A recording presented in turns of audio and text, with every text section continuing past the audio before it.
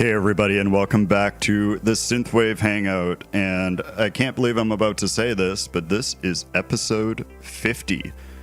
Did you ever think we would get this far, Dominic?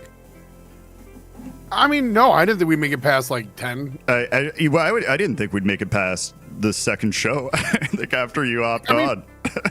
Yeah, I mean, we've been at it for a while now, man. Yeah, you know? coming up on 1 year. By the way, I'm Windows from Woren from Dominic, you know. Oh yeah, I was so excited about the number, I totally forgot. And I'm Dave, also known as Memory Design, and I'm really glad everyone is here. It seems like YouTube didn't send out a notification, and so I don't know by word of mouth or just people knowing the time, but we definitely got a bunch of people in the chat. I mean, I would be in the chat too if our guest was on another show, because I'd be excited to hear him. So, Right.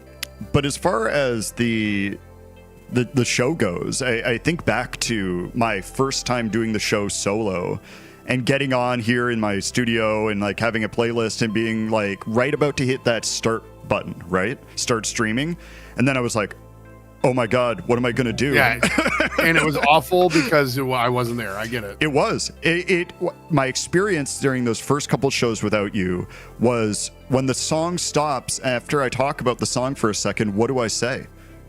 You know, like, that was a song, and you're like, mm-hmm. Right. Wow, that song was really good. So anyways, I went to the store today, you know, or something like that. Like, you're like, that song was a song, Right. and it was written by a person. Right. So anyways, up next we have this, you know, and then we just keep going. But I'm really glad to have you here every week. It's just you make this so much more fun and enjoyable for me, and I appreciate you more than you know. Ditto, dude. Ditto, friend. Ditto. The feeling's mutual. I like doing this. We both like doing this. Right. And we have a special guest this week. Yes. I had canceled him because this is just now going to be a love fest between us. Just saying you're great, you're amazing, just back and forth, and then we'll just play. You're the best. Right. Go you. No, you are right. We have a very, very special guest this week, and I was very excited when he was able to do the show and everything. Somebody I personally really enjoy, and that is Neon Shards. Are you here? Hello, everybody. Hey, there he is. I am very, very happy to have you on the show. I'm a big fan of yours, as you know. I try to show up to everything you do that I can, and I'm thrilled to talk to you. No, like you were saying, it was really nice that you decided to change the live stream to weekends, because whenever you do the live stream is about when we finish work in Europe. So I was always struggling, like, oh damn, I cannot be able to make it. I need to put it in the car while I drive. I cannot follow the chat. Right. And I was like, well, that I had a deep appreciation for everyone who came to the show from Europe before, because I know it's like ending time and they're in their car or they're like getting off work and they still manage to come by, you included. So I always felt really special about that. So thank you for doing that. Yeah, we're always in the past. grateful. Right. but I mean, looping back to you just said about canceling the show because you want to have your love show. I mean, we're 2 feet, 3 feet as well, you know. Well, I mean, I'm not jealous, you know. Right. Not that I was jealous or anything. We'll just take a few extra minutes at the end. It's not a big deal. Right. You know what I mean? Yeah, no, one thing that I always joke about, and if you've been listening, you know about this, is like the show is basically you listening to a normal conversation on the phone between me and Dom. And we just happen to have a guest in music involved in it as well. Yeah, so. right. It's like if it was like a conference call between friends or something. Right. Yeah, but yeah, no, the way that Dave and I speak on the show is exactly how a phone conversation goes, except I swear a lot. Right. There's a lot more swearing, but yeah, a lot more swearing. Anyways, so as far as Neon Shards go, can you describe a little bit about what the project is and your sound for anybody who may be unfamiliar with you? So one of the things that I noticed with many of synthwave artists, that many come from electronic music. They were making EDM before, or they were making some sort of electronic music before. But in my case, well, I guess most of the guys who play guitar in the synthwave scene will be the same story. That I come from 80s hard rock, from 80s heavy metal. I was listening to Iron Maiden like crazy when I was a teenager. So, and at some point I also started to listen to house music, because I had a friend in high school who was producing house and Yeah. What was the other? Drum and bass. So at some point, it's kind of like both paths joined at certain point. I've heard this story before from a couple other guitar players. The idea where like you love, like I know being a guitar player growing up, you're learning a bunch of stuff, right? Like 80s rock music and in different aspects. And then you're introduced... Foo Fighters, Everlong, the normal stuff. You're introduced to like electronic music that you might not have been that into before, and you kind of merge them to become this sound. I think it's a very cool evolution, I think. And the funny thing is that if you asked me 3 years ago, I wouldn't know what a Juno 106 was or a Jupiter 6 or 8, I always heard that sound in the background. I always heard it like from movies, Iron Maiden, my two favorite albums are Seventh Son and Somewhere in Time, and they are really heavy synth bass. And I never really pinpoint that sound, And the moment I started listening to Synthwave, and I started like, what if I make this music as well? All of a sudden it was like, a door opened in my mind, like a new universe, like mind blown, like this is what the sound comes from. The top 10 songs made by the DX7. Jesus, I heard this sound so many times. It's funny because some songs are not ruined for me, but I'm a lot more aware now. Especially if you listen to like 80s music, the drums, and all this kind of stuff. You now recognize those sounds.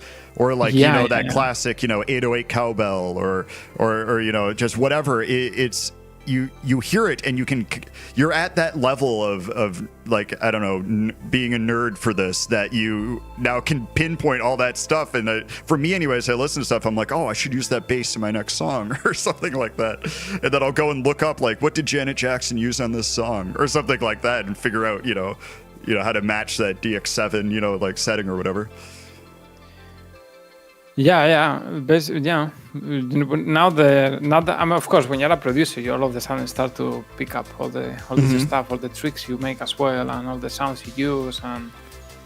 But going back to the question that what does Neon Shards is about? Yeah, I've always enjoyed the most all these really melodic guitar players. I listen to a lot of instrumental guitar. Where the guitar is kind of the voice of the song, that is really melodic, really expressive, that you don't need vocals that much. And I always enjoyed the nostalgic synth, the nostalgic songwriting from the 80s. So this was like, let's bring back the glory of the melodic phrasing of the 80s, but with modern production, Yes, this is all making me very happy. This is exactly the kind of stuff that I like, and like that kind of idea. It's funny with your stuff. I found you originally because you must have been sending this message out to a lot of different people, but you just hit me up on Instagram and you're like, hey, I make this kind of music. Check out my album, right? It was for electro. And I get those from time to time, and I usually never click on them. I'm like, okay, whatever, that kind of a thing. And but for some reason, I did on yours, and I was like, oh my God, this is amazing. And that started it. And then you showed up in the SynthFam group chat a little bit after that, and I was like, all right, here we go. He's in. You have a fan, like a true fan. I did plan it a bit, because when I started with this Synthwave thing when I was in parental leave in 23, and first I released some demos and I connected with some people, like Outrunner was one of the first people I connected with. That makes sense. Yeah, absolutely. I think it was with Outrunner, it was something like, okay, I play guitar, I want to make Synthwave, let's search what is out there. And one of the first people I found was Outrunner. And later I decided to plan it a bit better, prepare the Neon Shards thing, because first I was releasing the music under my name, Pablo. Okay. And for when I send you the message, it's like, okay, I need to, like, I don't know if this idiom translates to English one-to-one, but it's like, okay, I need to sell Bibles, I need to go door to door. I get what you're saying. Right. Just try to hit up anyone you can. This is my project. I think I sent like maybe 2,000 DMs. Oh my gosh. Over the course of like 2 weeks. Yeah, it was crazy. That's crazy. One thing I appreciate about you, and I know from like different groups we're in or everything like that. You have an amazing grind. I think you know what I'm saying by that for advertising and getting your name out, and like I was gonna say the same thing stuff. because like I am terrible at self promotion. I am the worst. So I admire people who have like the drive to do it because I just can't. So yeah, and you're doing well on it. Like I at one point wanted to get into playlisting and this kind of stuff, and it's very hard to do, and it's hard to raise your numbers in like a real organic way. And you seem to be doing it very well. So I mean, congratulations. That your hard work is definitely paying off. Yeah, I think I was just lucky to happen to speak with the right people at the right time. Mm-hmm.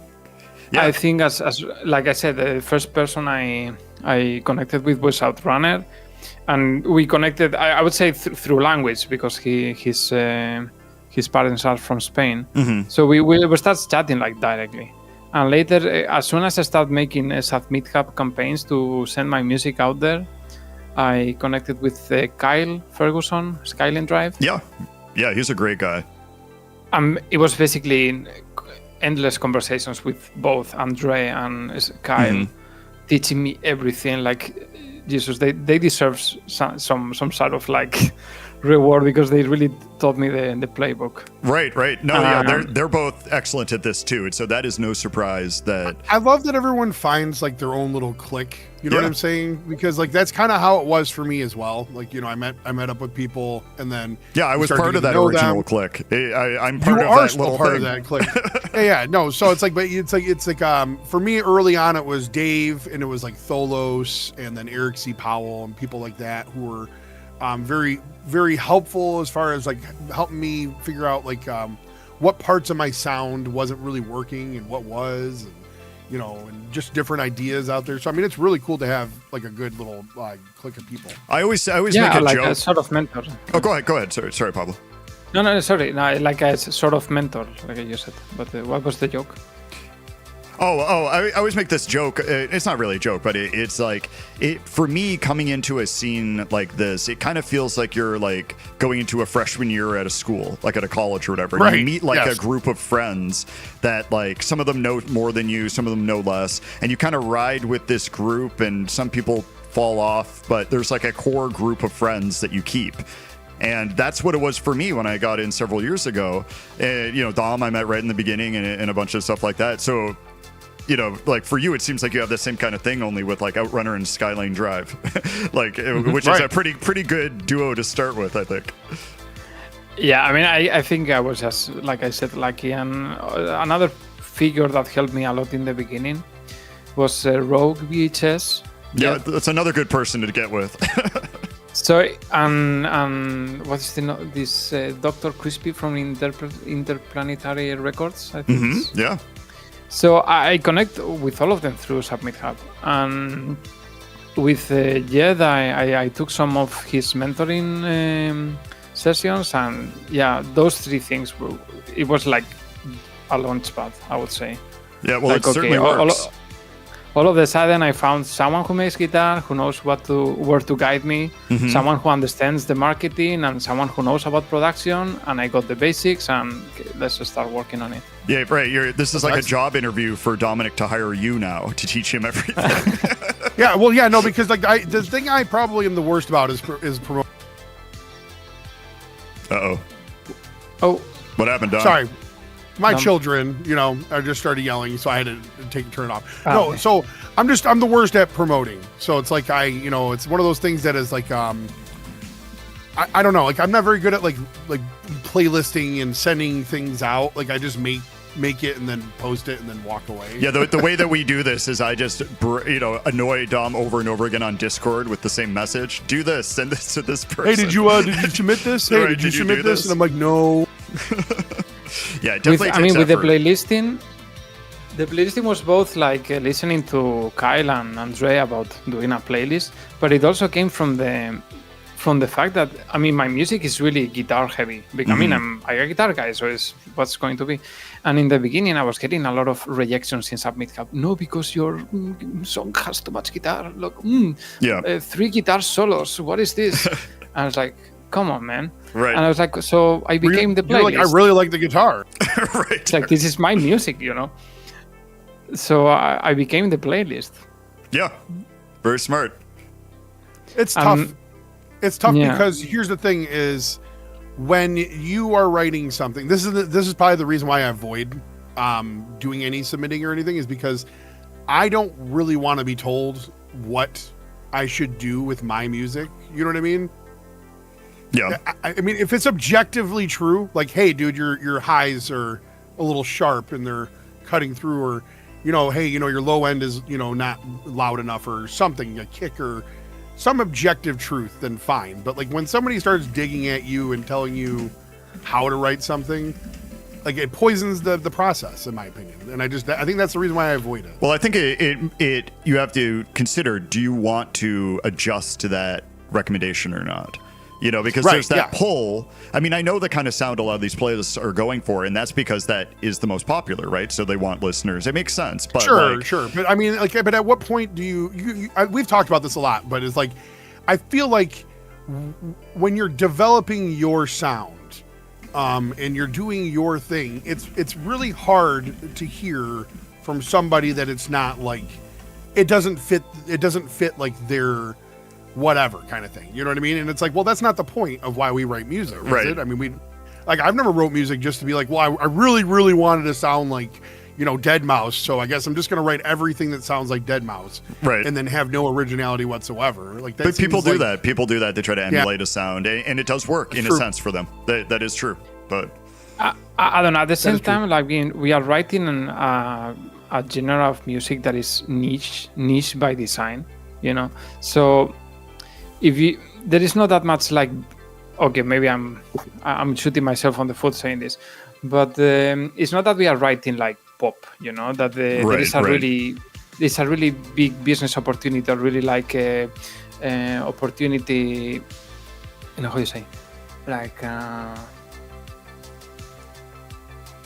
there's not that much cost of opportunity if you change your production that much, because I mean, like you say, well, this is a niche genre. Yeah. So no, I'm right. I'm just saying that's part of my frustration, is what I'm saying. Like with like, because like personally, when I write something, I don't want it to sound like something else. Like, I know a lot of people will say like use reference tracks. Like, I never use a reference track. I don't listen to other like music as for inspiration. I just write what I feel like is in my crazy head, and then I just go. Yeah, that's what you have to do. I almost made the joke when you said the reference track thing, where I say I know after that, or I can tell, or something like that. I wish you did, because that would have been so funny. No, like, it's the same thing. No, but yeah, I mean, it's just, I'm very adamant about this. Dave knows, like, I go on like tirades about this and like, little tangents, but like, I really truly believe that you can write within the synthwave genre and everything, and then not have to follow like every trope, you know what I mean, that there is. Yeah, for sure. Yeah, of course. I mean, there is now that I produce the music, there is a really specific arpeggio that everybody uses. Right. Yeah, they're like, oh man, I got this DX7 sound. You're like, oh, that's cool. Yeah. Like, did you manipulate it at all? Have you done anything to make it different? Yeah. Right. But no. But I agree with you. It's like, in the beginning, I was a bit like, okay, maybe I should listen to it. I mean, in the beginning, I didn't know how to produce the music so well. Yeah. The sound was really rough, so of course I'm gonna listen to all the advice, no? But once it got into the creative process, you have two long guitar solos. I don't care. I will make it longer for the next one for you. Right. But yeah, that's my point. Yeah, it's like I think that when I first got in, I get out everybody's bingo cards. You guys ready for it? When I first got in, I legit was kind of bummed because I thought I was doing something super original, and I had no idea that like synthwave was so like such a popular or a big thing. And I was like, dude, I'm making this 80s. I remember bragging to my one of my buddies. I'm like, dude, I'm making this whole 80s album thing, and it's like, like I'm making it like modern sounding and everything. And my little brother just ruined it. He's like, Right. it's synthwave, and I'm like, damn it. This story is going to become grander as you get older, and you're going to be like an old, man sitting in a chair and be like, and then I, invented something that turned out to be the inspiration for EDM or something Right. like that. And then everyone's going to be like, really? Okay. No, I'm just saying though, like it's funny when you think, like when you're trying to do something for yourself and you're writing it for yourself and you're doing the things that you feel are right to you, then you start to develop like your own like thing, your own sound, like, your own style. I used to crack the joke in the beginning that I only got into synthwave to make backing tracks to shred with the guitar. Oh, that makes sense. Yeah. There we go. Yeah. There we go. That was it. Okay, let's put some pads and let's shred a bit. And in the end, I like this, I like that. Yeah, there we are. But that's actually a good leeway. Or no, what am I trying to say? Segue. Thank you, because we're 10 minutes over where we had to move on. But I was going to say we've been talking for a while. I didn't even realize it myself either. But we got to move on to this next block, and that shred comment was very appropriate for this next song coming up. So if it's okay with everyone, let's take a small break, and then we'll come back right after this block. Okay, I'll see everyone after the block. Okie dokie. All right, here we go.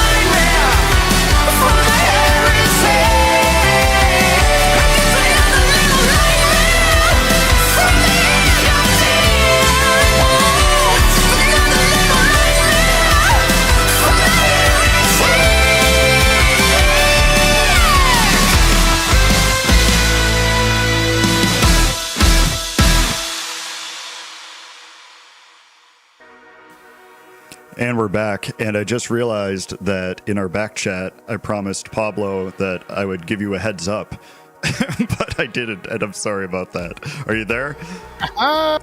Yes, I am. Okay, thanks. Sorry about that. Like I said, like I'm like, don't worry, I got you. And then it just, the first time you ever trusted me for anything, I just totally failed you. So I guess that's going forward how we're gonna be. No, I'll try. I always try to. I like to live my life in with very low expectations. Right. But with also high optimism. Right. So therefore, if anything ever goes wrong, I'm already ready for it. I expected that. But if it goes well, I'm always pleasantly surprised and happy. I'm like, yeah, we'll see. Sometimes things just work. Low expectations, high judgment. Right? Is a great combo. I'm extremely cynical. Yes, for sure. Yes. Right. It's no problem, but you've completely failed me as a friend and fellow human being on Earth. And it's like, oh, that feels really you know bad. What? It's fine. It's okay. It's okay. Anyways. Okay, it could be worse. Anyways. So, Pablo. One thing that was asked in the chat, we were talking a little bit about the playlisting thing.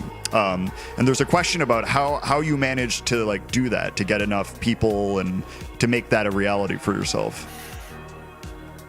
I had taken notes about this question as well. I was going to prompt it. So, okay, first and foremost, the playlist is I didn't start it. I mean, I like to say that I became the playlist because they were rejecting me. But I was having playlists about Synthwave with guitar already. So it was already a playlist that I was listening to in daily basis. Yeah. So the moment that I was speaking with Andrea and Kyle about this is a really good promotion vehicle for you, not only because it's a Submit because it's really nice discovery tool.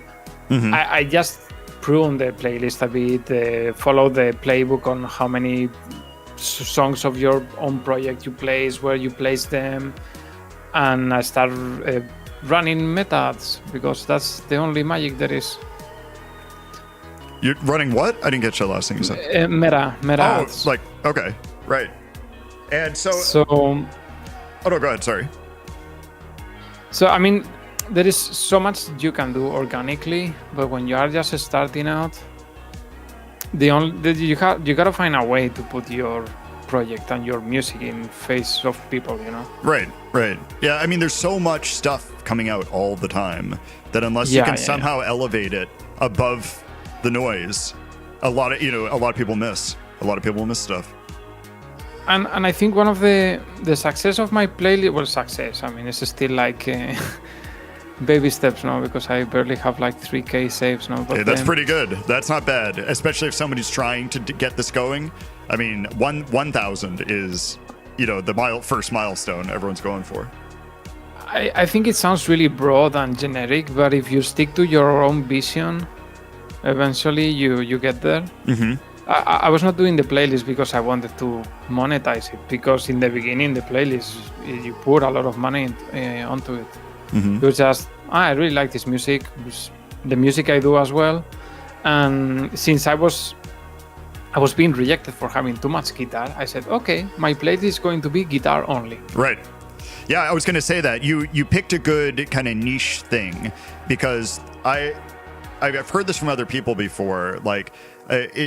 If you have too much guitar or it's a little too metal sounding or whatever, a lot of these playlists will just reject it. And so you are now the hub for this, right? It's I use a lot of guitar, and I can submit this to Neon Shards, and he'll at least consider it without immediately being oh, this doesn't sound like Time Cop, and I'm not going to take it. That yeah, kind of exactly. Thing. Yeah, we have this running joke in one of I think it's the Synthfam Instagram chat. Yeah. You don't sound enough like the Midnight. You know? Right. and I got a submission from the Midnight when they released the album. Mm-hmm. They were like, dude, you gotta say they don't sound like the Midnight to the Midnight to close the circle of the magic joke. Right, that would have been a bad choice, but the most epic thing you could have done. I feel like Yeah, if it would I had a be- playlist, it would be so chaotic that like it wouldn't make any sense. Right. Well, a lot of them are like that, and I think that's why they don't take off, because like that's like my old playlist. It had like synthwave and vaporwave and chillwave and a bunch of stuff, and it's just like nobody, I don't think, is seeking that except me. You know what I Right, mean? yeah. They want to hear a certain sound. They want to hear a certain thing, and I think this is what Pablo is saying, is that you have to kind of find a niche that works and promote it through that. You know, I only do guitar stuff. I only take this, and then like it's great because you can promote your own stuff on there too. Just work it in, and people that don't know that you run it are like, oh, I like this song. Who is this Neon Shards guy? Yeah, and also all the music I discovered because of that. Yeah. Oh, for sure. All the new artists that of course, I mean, I'm following all the business practices to get a healthy playlist because I'm promoting, no? Right. But right. for me, it's like a discovery tool. It's like, oh Jesus, look at this really nice artist that just came out. Look at this super nice track. Oh, what a nice guitar solo, you know? Right. Yeah. Right. You never know. That's actually No.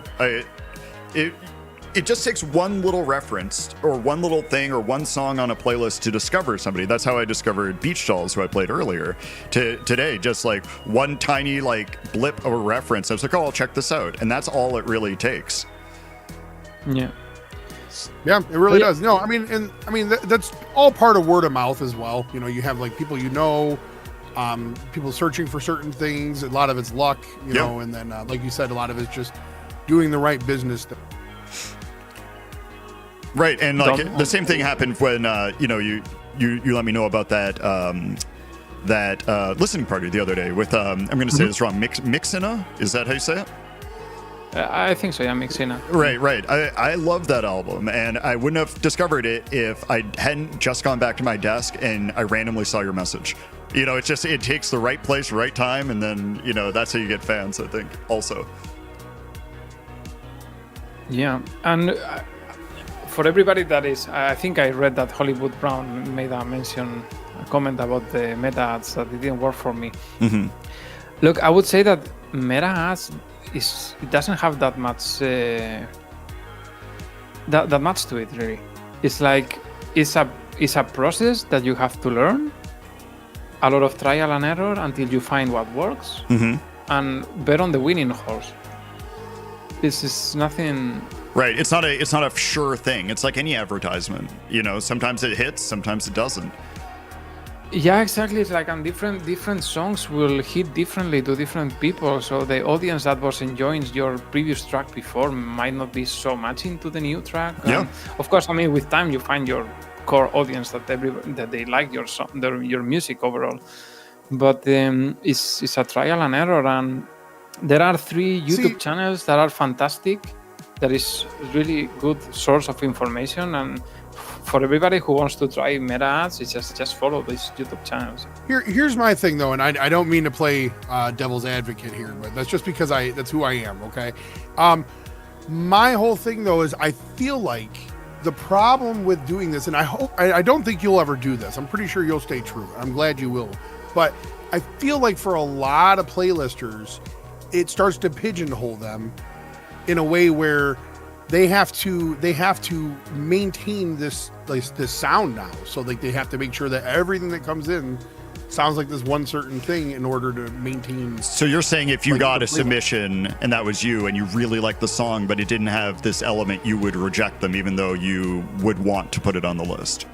That's what it feels like, right? You'd want to put it on, but you can't because it would mess up like your algorithm or whatever it is that you're fighting. That's the thing I worry about because then you start to like pigeonhole like people. I mean, not saying like, once again, I'm not saying you would do this. I'm just saying in general, from the responses I've seen from like people, like when I've seen so many responses because people post them in like chats and stuff of like people's submissions, like reactions or why it wasn't accepted and da or whatever, and like.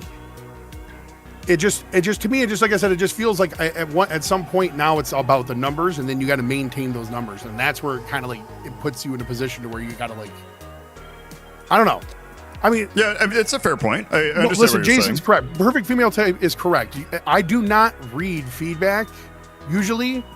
I'm just saying that I couldn't imagine submitting something to somebody and then their feedback being that basically I didn't write it in a fashion that was like it fit the whatever.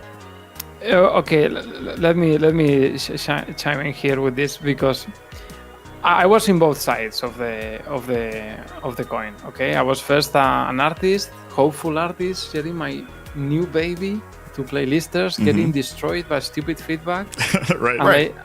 And later I got to be the guy who gives the feedback. I mean, I'm not an asshole when I give the feedback, but that's good. No, that's good.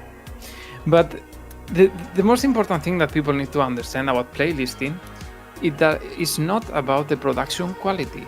It's not about of course there has to be like certain production quality, you know, because you're not gonna accept something that sounds really, really different from production quality wise compared to the rest of the playlist, because of course you have to maintain certain homogeneity in the playlist, standards. but it's down to taste. It's like your track can be produced like amazingly, but if I don't like it, I will not get it. So the difference here is it's subjective, how you channel for that sure. feedback, you know? Like maybe some people will say, oof, I don't want to say that this track didn't resonate with me. I'm just going to say, you have a peak in the 4 kilohertz in your EQ and this Those are my favorite feedback. I can understand if I send something to somebody and A, I just didn't get a response, which I'm totally fine with, or B, the response was just like, it doesn't fit my taste or whatever. I'd be fine with it. I'd be fine with that. This is what I say. Is like, of course, you need to like, you can, when you submit a song, you can select what type of feedback you want. You want honest, you want something a bit milder, you don't want feedback at all, which is some of the options. I've never submitted that. Maybe that's my problem. Is I've seen so many like people like post stuff, and I'm just like, you know what, not worth it. You can pick to choose no feedback. The system just forces the curator to listen throughout 3 songs. That's my favorite kind of feedback is no feedback. And that's it. It's like, because for some people, I mean, if you're just starting and you want some production feedback, then I can understand why you really, really want the feedback. But if you're just gonna read constantly, sorry, I don't like the track, bye. Right. Yeah, I can understand. But for what it's worth, I try to first praise what is nice in the song, and later, hey, sorry, it doesn't have guitar. It's an amazing song, or if it's like too much of the genre I'm curating, it's like, in another situation, I will listen to your music, no problem. But in the context of this playlist, I think it's not a good fit. Yeah, that's a very fair feedback, I think, to give. Amazing work, anyways, you know. This is like. That's what I think it should be. Let's change topics just a little bit because we're like running out of time. Sorry, no, we're gonna nitpick this to death. No, you're right. And like, it's just the next block we have up is the first Neon Shards block, and we got to start it very, very soon. So I was just wondering, we have a Shot for Dreams coming up, and then the 2 new songs you just released. Is there anything you want to say about those before we get into them and play them for people? So Shot for Dreams is an interesting song because it's the only song with vocals from my original material. Well, I do have a song with Sandor Gavin, but that was his writing, and I just chime in with the guitar. But this was a song I wrote. And it's with a friend. It's a really talented friend, Anthony. But he's not into promoting the music at all. He just makes music because it's beautiful for him. And he doesn't promote anything. But he's a really good musician. So, we made this song together. And I think you will like it. This was one of the songs that got the comment of too much guitar. And this is radio edit because I remove, I think, some part of the guitar solo. I think it has an excellent amount of guitar, by the way. But if you go to listen to the EP, the last song of the EP is the original version with the 3 parts guitar solo. But with time, this shorter version has grown on me, and I really like it. I think it works well. Yeah, edits can sometimes become your new favorite version because it is shorter and that kind of stuff, and I get that too. But anything you want to say about the new EP you just released, the 2-song EP? Yes. So this EP is something of a much bigger project, which is a conceptual album. And well, I mean, because of the idiosyncrasy of having children, right? I cannot publish it fast enough. So I'm just publishing EPs of 2-track EPs whenever I can. And this was the first EP with 2 songs that are connected to each other, like with the story of the EP and the music. So yeah, let me know. It's a bit of a different vibe.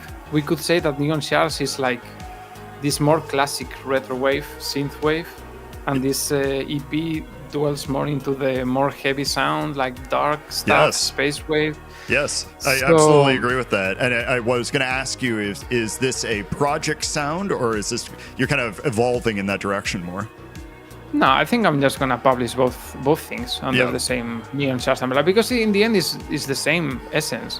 It's my same sure. guitar playing, my same songwriting. It's just that it's a bit heavier than the rest. It's heavier in a great way too. I mean, it's a great. Both these songs are excellent, and I'm excited to play them for people. But let's move into that so we don't run out of time, and then we'll come back and we'll talk for a little bit, and then we can talk about the next stuff we got up. So we'll see you in a little bit.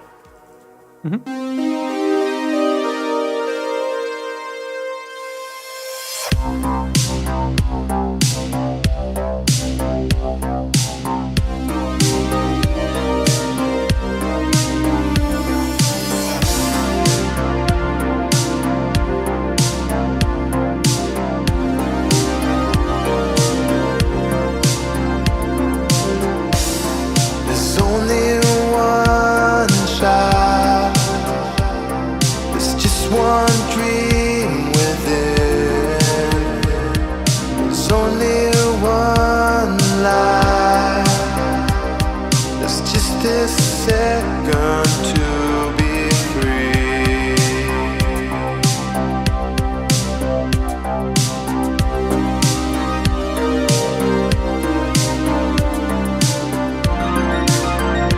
Hear me.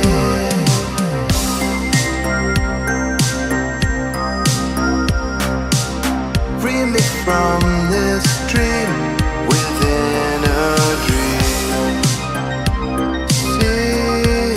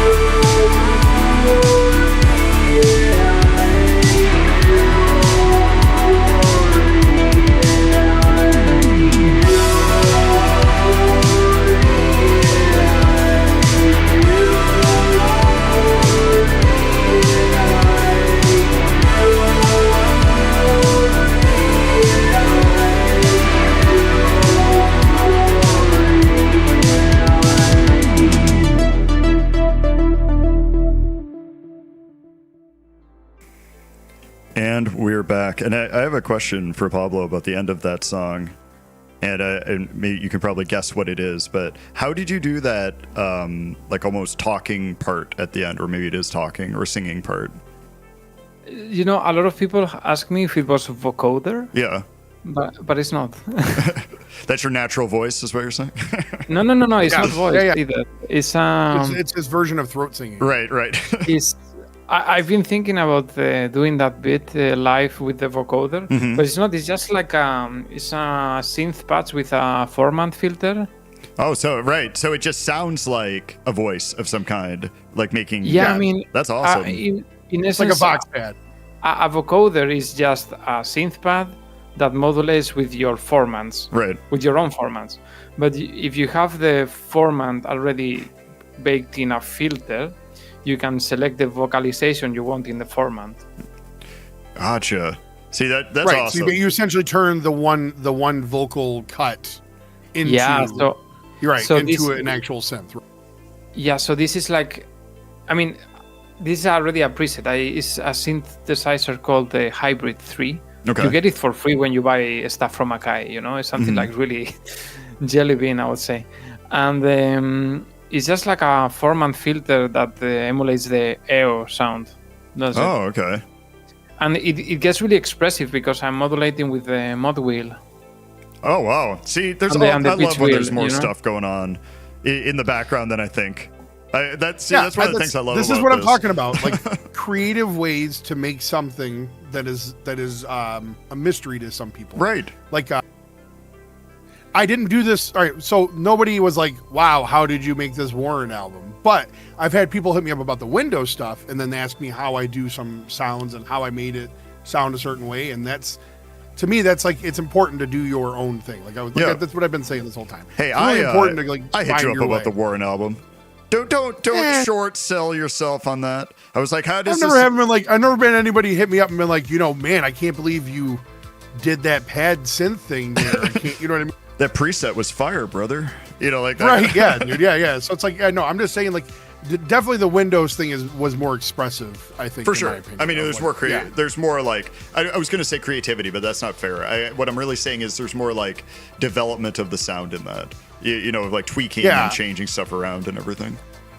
Yeah. I was gonna say because with the Woren stuff, it was more like I was just really into making cool sounding drum licks and stuff like that. So that was really all that was. Yeah, but yeah. Anyways, yeah. So those songs kick ass, Pablo. By the way, I just want to let you know. Thank you. I'm thinking that maybe if I ever play this live, maybe I can do it like what Slash used to do with Guns N' Roses. This thing that you put a tube in your mouth and you make Oh yeah. Talk box. Talk box. Yeah. Yep.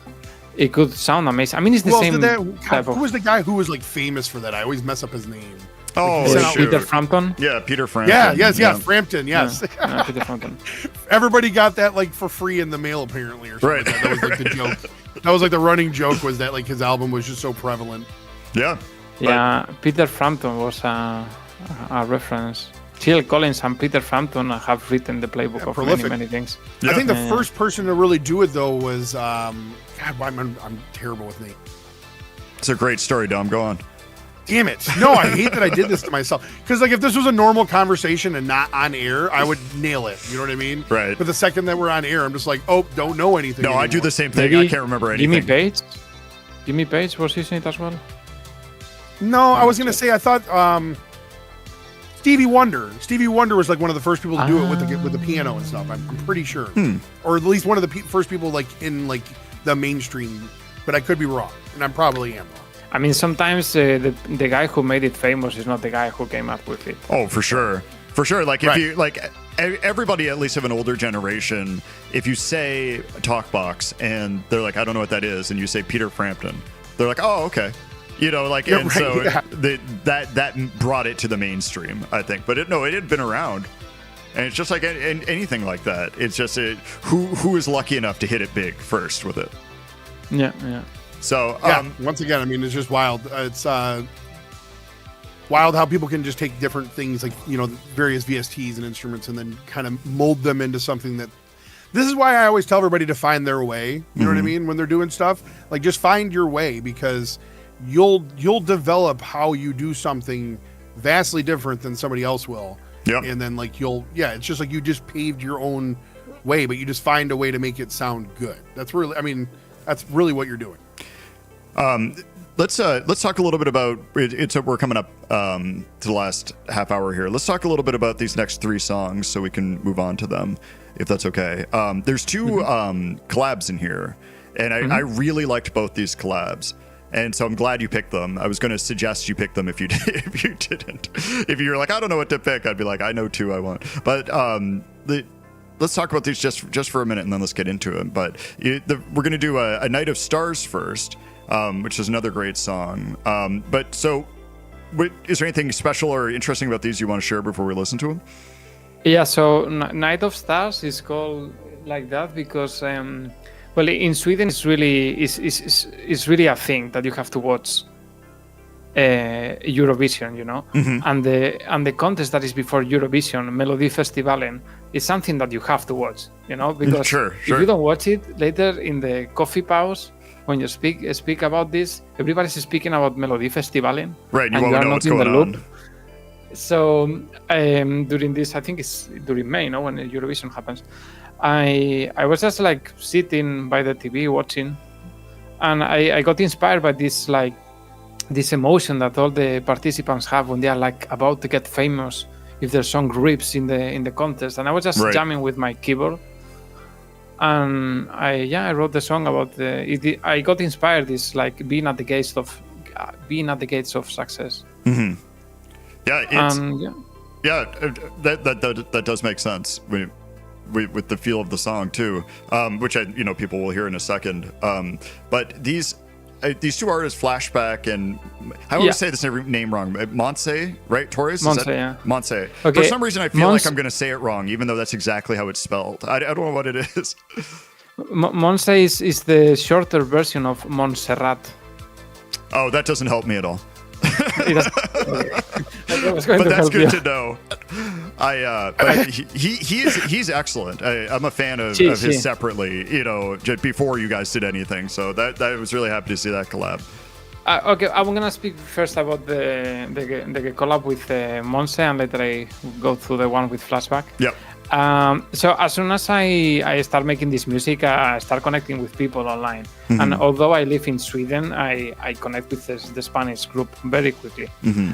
And Monse was like something like a musically love at first sight, no? Yeah. Because she makes music with guitar, so she writes with guitar in mind. Mm-hmm.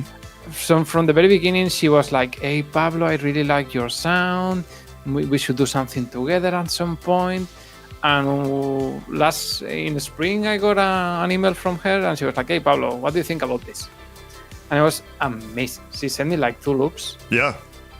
And it was like, Jesus. Within the same evening, I got maybe 80% of the guitar solo. Bam! It came direct. It was so inspiring for me that it came super quick. That's the best. That's the best when you hear something and you just immediately. I mean, that happens when you're making your own music too, right? And then you just kind of get a lead going or something, and you're like, "Oh my god, I love this." Yeah, it was just perfect, really. It's like, and I hadn't written before like such an outrun vibe before.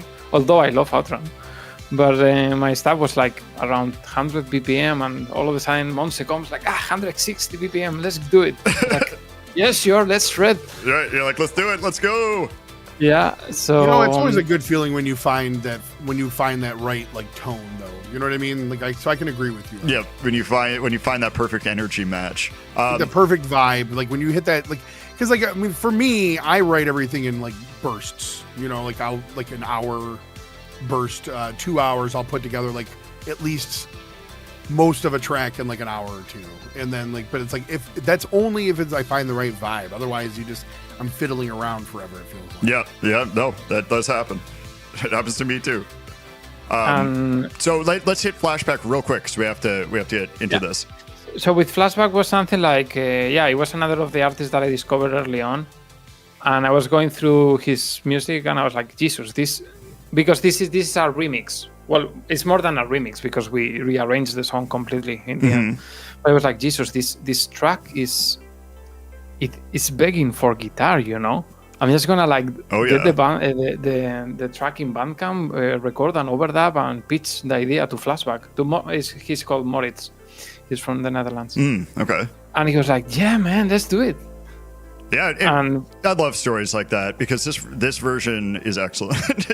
Or it's like there are some songs like that I hear that I'm like, oh my god, this would be so perfect with like a guitar backing or a solo or leads in it or something like that. And you have the power to do that, to reach out to somebody and make it happen, which is pretty awesome. yeah, I think as a guitar player in the Synthwave scene, you're in a really good spot. Yeah. Because you can just record an overdub for whoever. Yeah, And absolutely. bam, you get a feature, Right. This is a really low hanging. No, I would not call it low effort because let's not demerit the skill, but you're in a good position because I would make a feature solo for you whenever you want. Right, and then like you said, and then your name is out there too, which is good for promotion because you're featured on a bunch of people's stuff. It's a real win-win. But I mean, Outrunner does this approach really well. oh yeah, for sure, absolutely. But let's move on to these before we end up talking until the absolute end of the show, which does happen sometimes. So let's move on, and the first one up is A Night of Stars.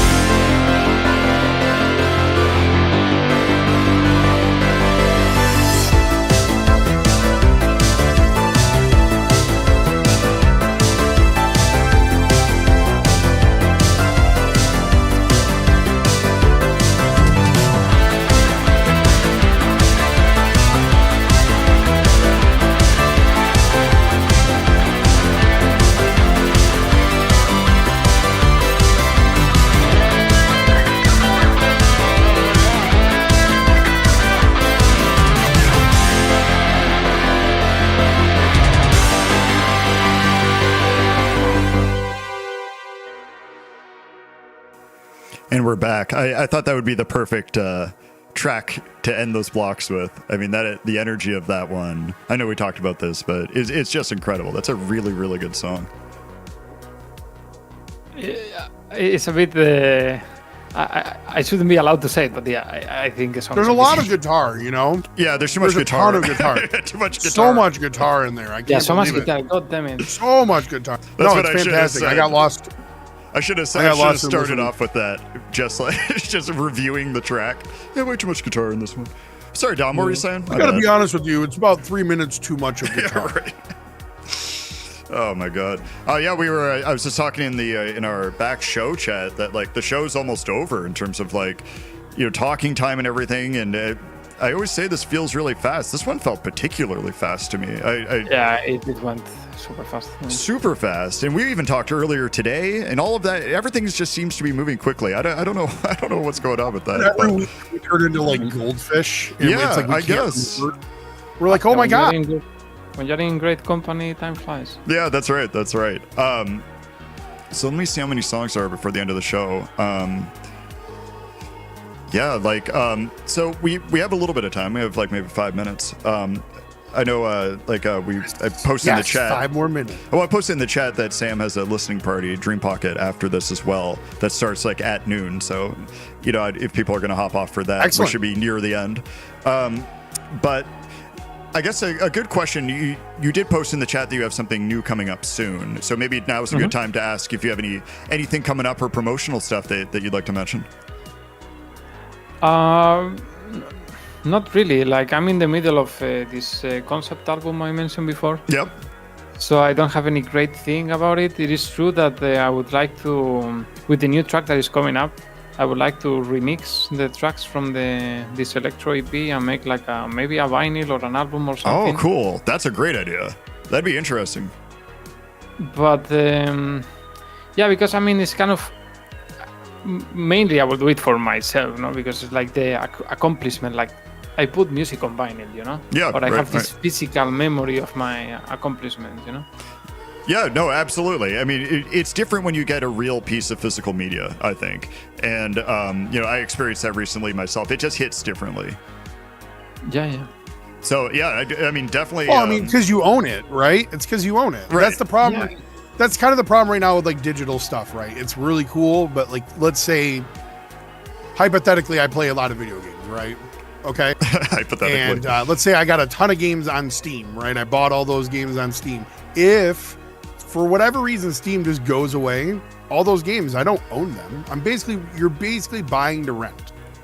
Right. So physical media is like permanent. You get to keep it, and like there's it's tangible. There's You know also a nostalgic part for me on this kind of stuff. Like I've made it no secret that I like your music, Pablo, right? But like I have them all on my computer as like MP3s because I buy them on Bandcamp. But like I would rather have a vinyl, of yours, that kind of stuff as a fan. Mm-hmm. So that makes sense to me. Yeah, but I'm not even close to starting planning anything. So We're already just mentioned planning it your because vinyl, right? We're already planning all your physical media. But you get what I'm saying, though, right? Like, you know what I mean? Like online media is just so like ephemeral. It's not like, Right. It doesn't have like a tangible, like you're not holding it. I don't know. It's just different. Yeah, it hits differently. That's true. Go But ahead, no, sorry. I have this track I pitched. I mentioned that there is another track in the same vibe as Night of Stars coming out later this month. I have a bunch of collabs in the making that I don't know if they will be out this year, maybe next year. Yep. But just trying to finish the concept album and releasing more tracks and keep growing the project. Right now, the big thing that I'm doing at the moment is I'm trying to prepare my live show. Oh yeah. So I'm making live streams regularly, trying to learn from the process, learn from the mistakes, how to prepare the songs, rearranging them so they work live, buying gear so I can stream, and that is my Yeah, I like your live idea. streams a lot. I mean, I've complained about Instagram, I think, too, in the past, but the show itself is interesting. I like to see the process. I like to watch you play and see what you're going to do, you know, and see how you play the tracks and that kind of stuff. So definitely. I mean, keep those I'm up. playing really differently live. It's like I replace most of the synth lines with guitar. And yeah, I'm trying to find the balance, what works best, how many synth lines should I play. And everything came because I was having drinks in a bar nearby and they have live music. And I was like, Jesus, I'm not preparing this. And I should have a little push. So I just went to talk to the owner, like, hey, let's talk about playing. Like, do you want my project? Send me your project through email. We check it out. And that was like the wake up of like, come on, Pablo, you have to start preparing this. Right. And that was like 2 weeks ago or something. Yeah, I would say that I think the show, I call it a show, but like these live streams are going to be continue to get more people interested, I think, in your stuff, because it's always fascinating to see not only you play, but alternate versions, like you were saying, like different lines replaced and that kind of thing. So I really hope that, I'm glad to hear that you're buying stuff and getting more into it and doing this thing. I really hope you keep doing those. I mean, I get so much joy from playing the music that I really want to take it live. Yeah. For me, that's the kind of the Amen. end game. Yeah. Yeah, that's Like- part of it for me too, and I got to figure out like how I'm gonna like the logistics of it, like That's the hard because part. like part of me really just wants like a band, you know what I mean? Yeah, but then you got to deal with a bunch of other people, you know, that have opinions on your I music know, and stuff, I know, which is but hard. that's just the thing. It's like I don't know how I feel about going up solo and playing solo yet. I don't know, but maybe I'm gonna have to. I don't know. Yeah, that's But, hard. like, I That's hard. Live would be preferential for sure because like there's nothing like playing a live show. Yeah, I agree. Yeah, But exactly. we are at that time, everyone, unfortunately, where we have to cut this off and play out the show with our last couple tracks. But Pablo, I wanted to thank you a lot for coming on. I was really looking forward Thank to you this so much one. for having me. I really For like sure. one of the things I love about doing this show is I get to talk to these people that I'm friends with on the internet, but also I appreciate them as musicians and like their music. It's a real win-win for me, and you were somebody I was really looking forward to. So it's a For pleasure sure, yeah, talking to total you. win-win. No, I gotta say that it's been a pleasure. Like one of the things I really like about this show when I'm in the other side is that it feels like a casual conversation. They're just three people having a drink Right. and streaming it, That's brothers, it. and listening to music. Right. You know, that's how it feels like. I'd love I to. assure you that you don't want us drinking and doing this. Right, right. No, maybe you do. Yeah, maybe you do. All right. Be like, I love you, all buddy, right, so hour much. 6 of our live stream. Right. Yeah. And we're playing Dom's 32nd. I'm just snoring in the unfinished- background while you're talking. What do you think of this? Bloop, bleep, bloop. Oh, I think it's scoring, like scoring music. No, just snoring. I'm like out like a light, just passed out. Right. But I want to thank everyone in the chat too for coming. We've had a lot of people in, and a lot of people here that seem to really like you as well, Pablo. And I appreciate you inviting some people along as well. And so for everyone who's new, thank you so much for coming. It was a really fun chat today as well. Yeah, it really was very productive. Everything was very just a lot. A lot was going on. I was Right. trying to keep track of both, and I was like, wow, man.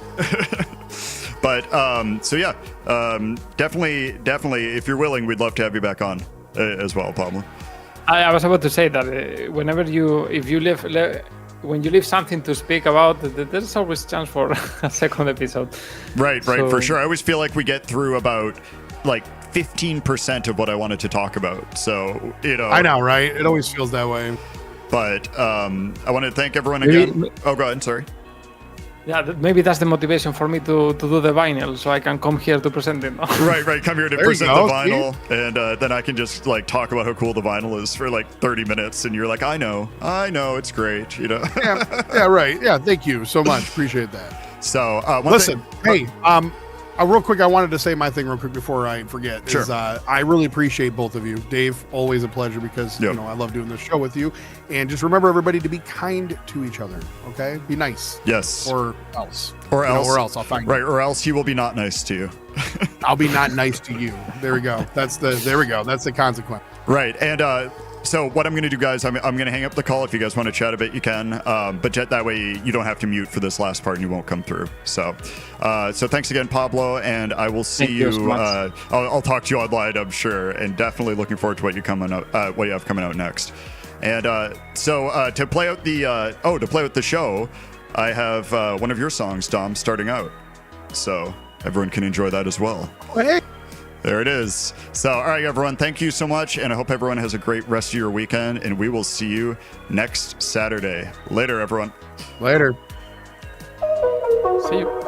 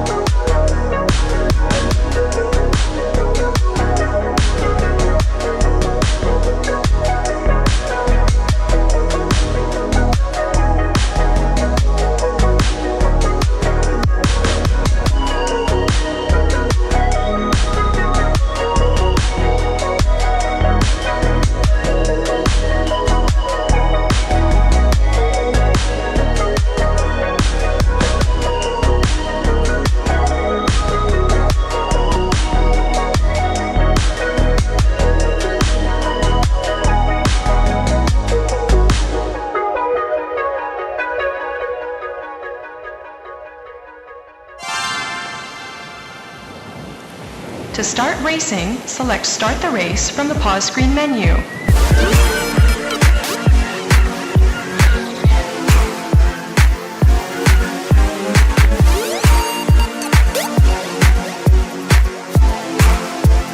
Select your watercraft, please.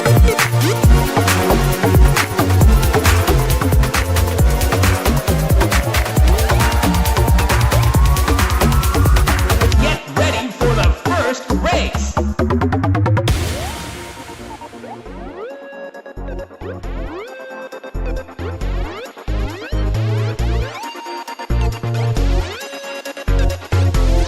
On your mark!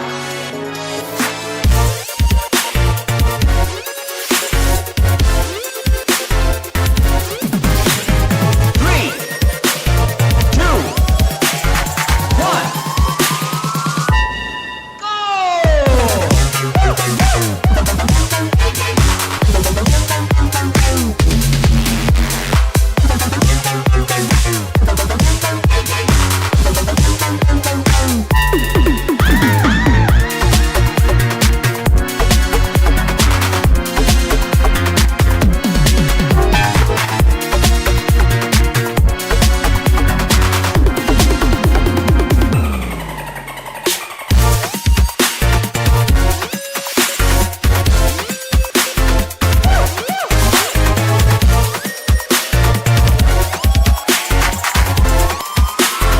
This is the final round.